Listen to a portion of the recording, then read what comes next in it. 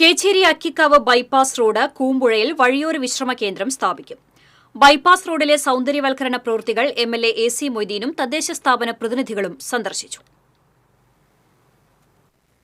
ചൂണ്ടൽ grama panchayat president Rekha Sunil, Kadangode president Meena Sajan, vice president Purushothaman, Porkulam president advocate K Ramakrishnan, ജില്ലാ പഞ്ചായത്ത് അംഗം Jaleel Adoor, KRFB AE Sajith EA, AE Maithili, ബാബ് കൺസ്ട്രക്ഷൻസിന്റെ പ്രതിനിധികൾ തുടങ്ങിയവർ സന്നിധരായിരുന്നു. ഇയാൽ പാടശേഖരത്തോട് ചേർന്ന് കൂമ്പുഴ പാലത്തിനടുത്തുള്ള പൊതുമരാമത്ത് വകുപ്പിന്റെ സ്ഥലത്ത് മനോഹരമായ പാർക്കും വഴിയോര വിശ്രമ കേന്ദ്രവും സ്ഥാപിക്കാൻ പ്രപ്പോസൽ സമർപ്പിക്കാൻ MLA ആവശ്യപ്പെട്ടു. കുന്നംകുളം, മണലൂർ നിയോജകമണ്ഡലങ്ങളിലൂടെ കടന്നുപോകുന്ന ഈ ബൈപ്പാസ് റോഡിന് 9.88 കിലോമീറ്റർ നീളമാണുള്ളത്.